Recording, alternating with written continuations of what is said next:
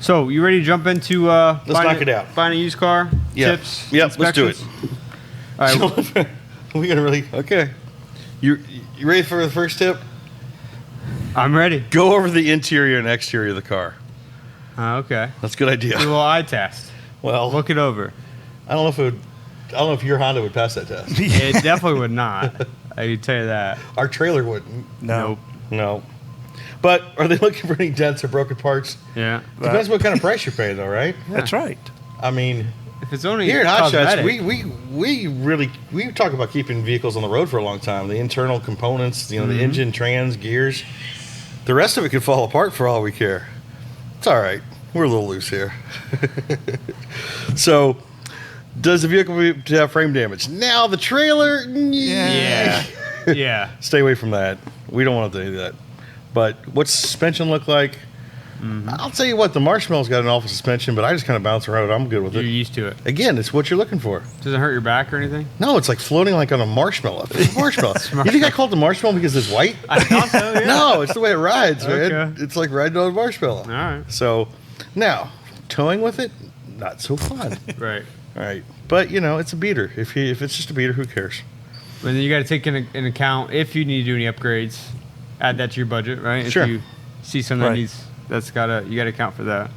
Yeah, it all rolls in the same price. Now let's pop the hood. What are you looking for? Look under the hood. Well, if it's got oil, hopefully it does. Check oil levels, coolant, all that good stuff. Make sure you're set when there. I say check the oil, like obviously check the oil level. One thing that I find shady is like if somebody's selling a used car and it's got brand new oil in it, Right. I'm like, I don't know. You want to change the oil before, if you were to sell a car? against the car. Like if it's a really nice newer used car, sure. Like, maybe. do they do that at It's a full dealership service. when you? Dealers don't waste money on that stuff. Yeah. Drives me nuts. Like we've talked to so many dealers, especially used car dealers, that this product should be the number one product at used car dealerships. You get in a used car, put stick cylinder through, you like reverse the 100,000 miles they're on or whatever the previous guy did. Let's get it cleaned out of there. They never do it. Because they want their trend state. Right. And I say you're going to get more out of the car after you run that bottle through it than before. Yeah. It's going to drive much better. So, but also when you're looking at the oil and things, smell it too. Make sure you don't have any fuel dilution Right. over to the oil, which could be blow by or loose rings and that kind of stuff. So, Yep. Check for leaks. Make sure there's no leaks. Just giving a look underneath. No corrosion around the engine, things like that. And then timing belt. Take a look at that. and then accident report. They're becoming real common too. Yeah. On and sometimes you got to read in between the lines on those. I found out. So they might not have an accident, but what they can show you is a lack of maintenance.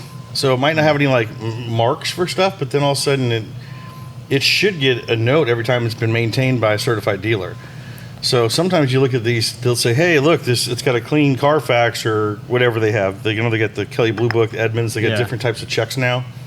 It's clean, and I'm like, "Yeah, it's clean." I mean, did they ever service the thing? So a lot of times I like to see that it was regular service. I know we just bought a new truck, the Ram here, and I was looking at tons of them, and there were a bunch that would be getting serviced every 2,000, 3,000 miles, like over-serviced, but people are taking advantage of free checkups from the dealer. right. I love it. I'm like, I'd rather have something like that than one that says it just got its oil change intervals and that's it. So look out for that. So don't always look for what's there, but maybe what's not there too. Right. That's a good point. And then, I know, I'm throwing these in. By the way, these are not on the list. These are just coming Yeah. off the dome. Right. All right. Well, make sure you go for a test drive too. Right. Hop That's right. in there. And drive it like Crank you it stole over. That's right. You got to. Even if that test drive guy wants to like ride with you, you better scare him to death.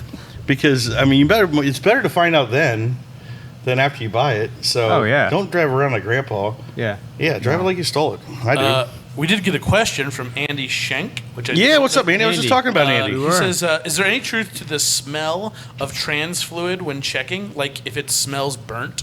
Well, sure. Yeah, you ever been to a racetrack? Burnt trans fluid smells like rotten eggs and sulfur and just really bunch nasty stuff all together. Yeah. So when you've and specifically some of the zinc that we use a sulfur-based zinc rather than a ZDDP, a phosphorus base. So when ours burns, oof, Yeah. it's bad. We get samples in, and people send in burnt trans fluid samples, and they're in a jar inside of a bag, and I can smell it through all that. You can spell it in R&D when they're actually working on it. So, yeah, it definitely, if it's burnt in a regular passenger car, if you've burnt the transmission fluid like a race car does, something is seriously wrong. Yeah, yeah. So I would say it's relatively rare to smell that in a passenger vehicle. Race cars, especially turbo diesels that have problems spooling at the line sometimes. They can burn transfer fluid pretty easy. So, I'm going through all these things on here. Like, make sure you can. and by the way, Andy Shank, shout out to him. He has a spot out at SEMA this year. his Mustang. Yep, I think he's Oracle put him out there. And what kind of booth is that called? A featured vehicle of Yeah. Oracle out at SEMA. Yeah. So shout out to Andy. Cool car. And side announcement, we're gonna get involved in it too. Yeah. It's an awesome build. It's a Fox body, or it looks like it's a brand new vehicle. It's so it's mint. clean. What year is it? It's Yeah, Andy, let us know. I was thinking like an 86. It's or clean. 83, It's I don't such remember. nice. But we're gonna step up and help him out with all the fluids on that vehicle. And you'll see more of it. He does a pretty good job promoting it. And come out to SEMA and see it this year. 86. There it is. There it is. Yeah. Yep. I was reading through all these different things. Make sure brakes are in good shape. Make sure you stop on a dime. Doesn't rattle the wheel. So my one. I got 2 cars that are not passing these tests. So I hope nobody else that I try to sell my cars to are watching this. But we'll see. And then of course products. Right. You should run some Hot Shots Secret products if you do buy it. Right. That's like I said. Every used car dealer should. Mm-hmm. And if you're selling a car, run it through it. Yeah. I mean, there's a lot of quick return on cleaning up the fuel side and the oil side of the vehicle. So even on a smaller dose, if you got a gas vehicle, you can run your gasoline extreme. If you got a diesel vehicle, you can run this diesel extreme. Dosage wise, you're talking under $20 for a full clean out, and a stick eliminator you throw on the oil. The last couple 100 miles before you sell that vehicle, those two things will be roughly under $40-$50 for those 2 products. I promise you that car will drive $50 better to the Easy, what we yeah. call the butt dyno, to the guy who's test driving the vehicle. Well worth the spend. Well worth it. Yeah, definitely.